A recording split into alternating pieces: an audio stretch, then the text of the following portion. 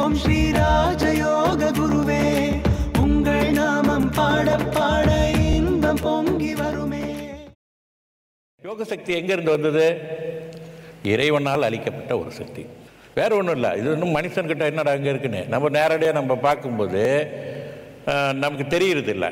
நம்ம உடலில் வந்து அந்த மாதிரி சக்தி இருக்கா அப்படின்னா தெரியறது இல்லை. ஆனால் கடவுள் வந்து படைப்பிலே அதுதான் பிறவிலே மனித பிறவி தான் மிக உயர்ந்த பிறவின்னு அதனால தான் சொல்கிறான். மனிதன் ஒருத்தர் தான் தவம்லாம் இருந்து இறைவனை அடைய முடியும், முக்தி பெற முடியும் அப்படின்றதெல்லாம் மனிதர்களால் செய்யக்கூடிய காரியங்கள். ஆக உடல் அமைப்பு வந்து அந்த மாதிரியான நிலையில் அமைச்சிருக்கிறாரு. அந்த நிலையிலிருந்து தான் அது செயல்படுகிறது. அதாவது வந்து முதுகு எலும்பின் அடிப்பாகத்தில் அது மூலாதாரம் அப்படின்னு சொல்கிறோம்.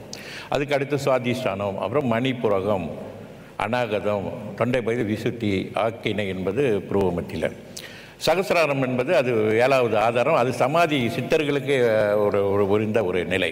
ஏன்னா ஆன்மீகம் அப்படின்றது வந்து அது மிக மிக மிக மிக பெரிய விஷயம், எல்லை இல்லாத ஒரு விஷயம். பிராணசக்தி அப்படின்றது நம்ம மூச்சு ஓட்டத்திலே இருக்குது. நம்ம இழுத்து விடக்கூடிய மூச்சிலே பிராணசக்தி இருக்குது.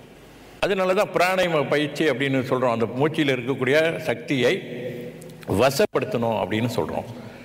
நீங்கள் இதை பார்த்தீங்கன்னா ராஜயோகம் அப்படின்னு பார்த்தோம்னு சொன்னால் அதில் வந்து எல்லாமே சொல்லுவாங்க, நாடி சுற்றி சொல்லுவாங்க, அப்புறம் பிராணாயாம பயிற்சி சொல்லப்படுகிறது. எல்லாமே இருந்தாலும் கூட எப்படி வசப்படுத்துறது? மூச்சை இழுத்து நிறுத்தி விட்டால் வசமாயிருமா அப்படின்னா கண்டிப்பாக 100% முடியாது. இப்போ உள்ள இதுக்கு நான் சொல்கிறேன், நீங்கள் எவ்வளோ கடினமாக பிராணாயாம பயிற்சி செய்கிறீங்கன்றது முக்கியம் இல்லை, அதனால் என்ன நன்மை அடைகின்றீர்கள் அதுதான் முக்கியம். சொந்தமாலாம் செய்யக்கூடாது.